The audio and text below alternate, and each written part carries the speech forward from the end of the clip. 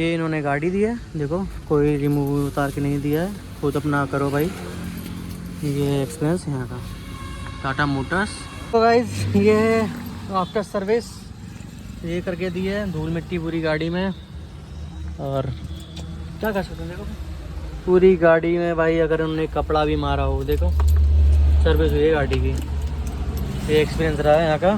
So guys Tata की गाड़ी ले रहे हो तो ये चीज़ देख लेना, कस्टमर एक्सपीरियंस तुम्हारा बिल्कुल ख़राब रहेगा। तुम्हारे यहाँ अच्छा हो सकता है कि तुम्हारे यहाँ अच्छा हो, लेकिन भाई यहाँ से 3 बारी करवाया है इनसे, तीनों बारी भाई ऐसा एक्सपीरियंस रहा है हमारा। तो बेकार है भाई टाटा, देखो अपनी सर्विस थोड़ा।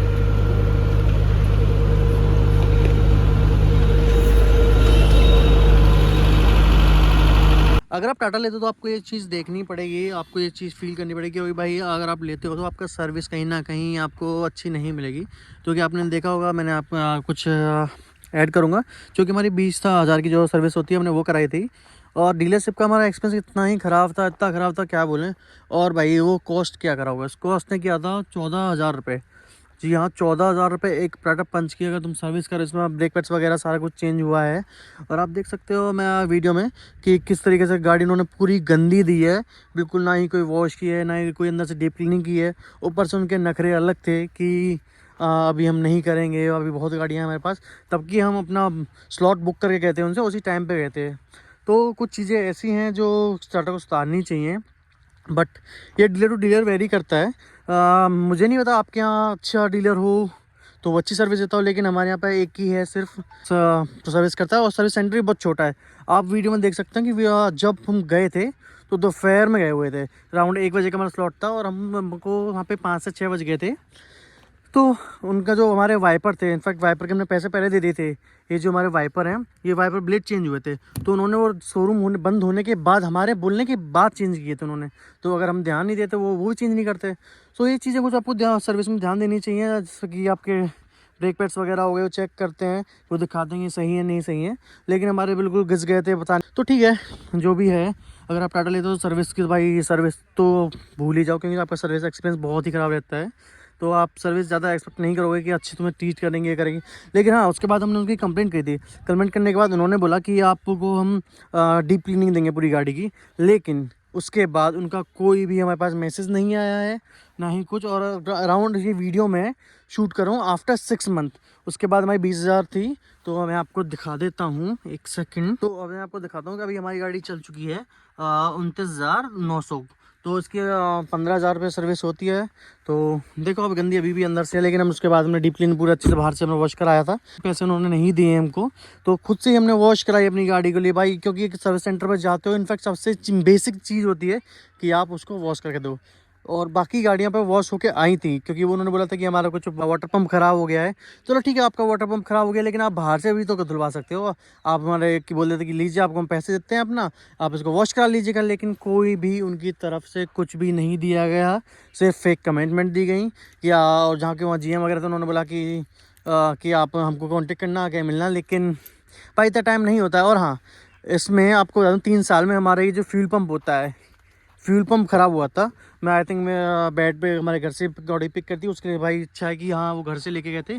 लेकिन उसके बाद उन्होंने वहाँ पे जाके इस गाड़ी में, हमारी जो कि नई गाड़ी थी और वारंटी में थी, उन्होंने पुराना फ्यूल पंप डाला। जी हाँ, पुराना फ्यूल पंप डाला, जो कि भाई बहुत गलत है। लेकिन उसके पुराना फ्यूल पंप डालने के बाद भी ये गाड़ी नहीं चली, फिर से वही प्रॉब्लम आई। फिर वो हमने बोला कि आप वहाँ नहीं लेके जाएंगे, अपने घर लेके आइए, सामान अपना घर पे लगा के जाइए। फिर वो दूसरा फ्यूल पंप लेके आए नया, तो उन्होंने नया इसमें डाला। ठीक है, नया फ्यूल पंप डाल दिया, लेकिन आज तक हम इसकी टैंक फुल करवाते हैं तो कभी भी मीटर में टैंक फुल नहीं दिखाता है। उसमें एक जो डंडा होता है इसका, वो खाली रहता है, पता नहीं क्यों। हम रिफिल कराते हैं, जब उसको फुल टंकी करा देते हैं, उसके बाद भी उसका एक डंडा नहीं आता। I don't know why. क्या टाटा की यही सर्विस हमेशा आगे बढ़ी रहेगी? आप ये टाटा ये सियरा वगैरह इतनी अच्छे लॉन्च कर रहे हैं, लेकिन भाई सर्विस का क्या? सर्विस तो मेन है। जब आप एक अच्छी सर्विस ही प्रोवाइड नहीं कर पाओगे तो भाई क्या फ़ायदा आपकी अच्छी गाड़ी होने से, अच्छे फीचर्स होने से? भाई आप मेंटेन ही नहीं कर पाते तो क्या फ़ायदा?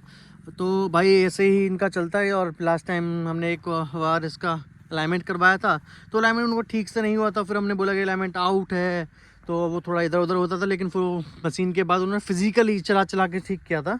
तो चलो ठीक है, वो उसके बाद फिक्स हो गया, तो उसका कोई इशू नहीं है, उन्होंने कर दिया, वो ज़्यादा अच्छा है। और हाँ, लास्ट टाइम जब मैं आपको बताता हूँ कि हमारा एक्सपीरियंस और ज़्यादा क्यों ख़राब हुआ। हम गए हुए थे, अब मैंने आपको बताया था कि हमारा फ्यूल पंप ख़राब हुआ था। जब हमारा फ्यूल पंप ख़राब हुआ था तो हमारा इसमें से 2000 रुपये का पेट्रोल कम किया गया था, जो कि उसके अकॉर्डिंग था आई थिंक 3 डंडे जो होते हैं उसके, 3 जो डंडे दिखते हैं उसके अकॉर्डिंग 2000 रुपये। उन्होंने बोला कि हम आपको कम्पनसेट कर देंगे, आपको जब आओगे तो हम आपको उसको छोड़ देंगे। लेकिन हमसे क्या गलती हो गई कि हमारे जो व्हाट्सएप की चैट थी वो डिलीट हो गई। तो वो डिलीट होने के बाद उन्होंने भाई इतना गंदे से बिहेव किया कि हम कोई कुछ नहीं करेंगे, हमें पता ही नहीं है। भाई ये चीज़ तो उनके रिकॉर्ड में होना चाहिए कि आप कहाँ पे क्या कर रहे हो। ये रिकॉर्ड में भाई चीज़ होंगी तभी तो, क्या बोले मैं, चलो ठीक है उसमें हमारी भी गलती, लेकिन हमने उनको बताया और जो बंदे ने चेंज किया बोला उसको भी याद था कि हाँ ऐसा कुछ हुआ था, घर पे जाके चेंज करके सबको याद था, लेकिन नहीं डिनाई किया।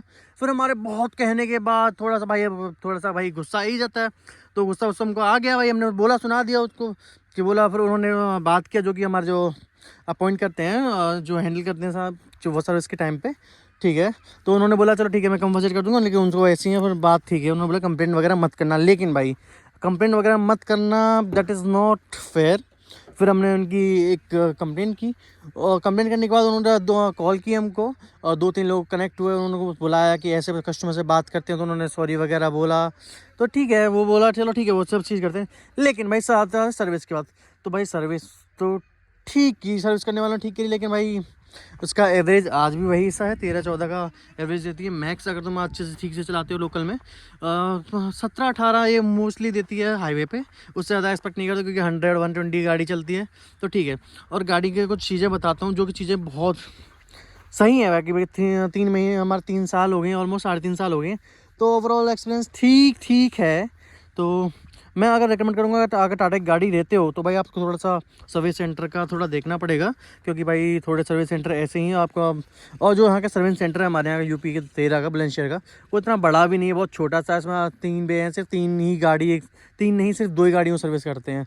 2 गाड़ी सर्विस होती है तो भीड़ ज़्यादा हो जाती है। तो यही कुछ वीडियो थी। अगर आपको वीडियो इन्फॉर्मेटिव लगी हो तो लाइक करना है, कमेंट करना है, शेयर करना है। तो थैंक यू।